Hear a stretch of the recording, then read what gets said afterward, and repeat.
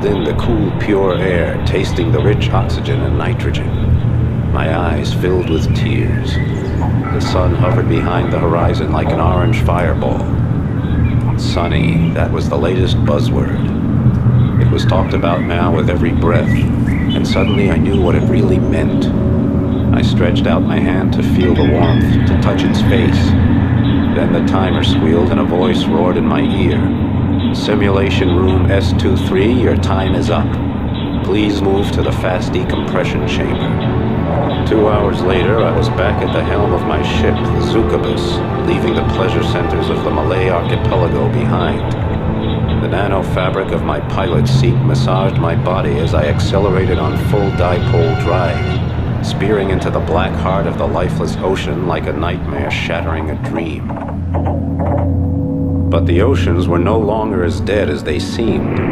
Scientists brewed gene cocktails and chromosome soups without sanction, rebreeding every life form within range of their test tubes. Mighty sharks, dolphins, even the greatest carnivores that ever lived.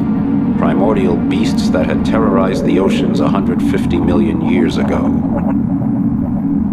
The scientists did what they pleased, including creating new branches of life where evolution refused to go. They earned so many credits with their tinkering that even the most powerful computers struggled to keep up with the total.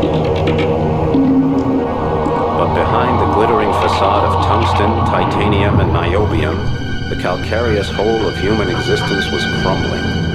The frequency of mass disasters increased dramatically. Amok runners, psychotics, high-tech slave drivers, gene adulterators, and slick techno-dealers prowled everywhere, plunging habitats and dwellings into chaos. My name is Emerald Deadeye Flint.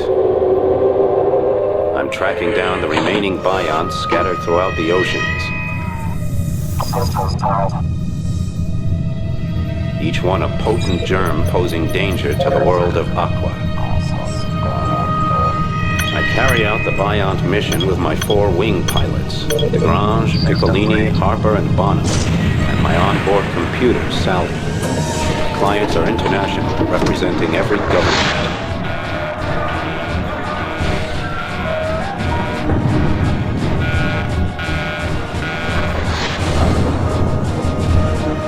When the Bionts appeared out of nowhere 5 years ago, aiming to extinguish human life in the oceans, I had no objection. On the other hand, it didn't hurt my cash box any to give humanity a short reprieve, so I went for the credits. But during the destruction of the Biont stronghold off Australia, called the Servion, my friend Hong Long sacrificed her own life so I could place the final explosive charge. Now I don't sleep too easy. And I won't until every last remnant of the Biont threat has been eliminated. My last job was in Neapolis, the capital of the Atlantic Federation. Neapolis, home to the eccentric techno-bourgeois, a genetically zapped and nanotuned group wasting their senseless lives trying to establish the optimal political system in Aqua. All the while, Neapolis sinks deeper and deeper into a slick of pseudo-democracy, racism, techno-devotion, and corruption. Now the new line, who call themselves Democrats, are making the capital ungovernable, leading only to endless discussions, bureaucratic acrobatics, and a weakened city with a leaderless army. I was glad I was finished there and on my way to the tornado zone in the Eastern Pacific.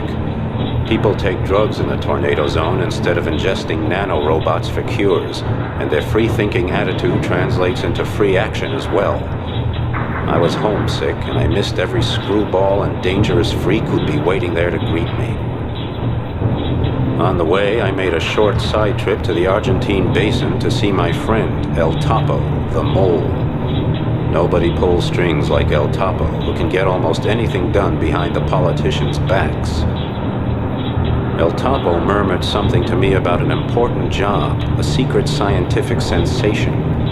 I got a little bored until he came to the part about earning lots of credits. So I went to Magellan and spent a few hard hours at Mariner's Pride, a rotten workers' dive, where I downed mid-brain assassins with a few old friends. Just as the world turned into the carousel I was hoping to ride, I caught sight of some jerk clearing off with a Zuka bus.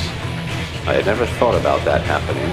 Someone just stealing my ship out from under my nose. But there it went. Suddenly I was back to square one again in my old stomping ground. Broke, exhausted, and listing heavily.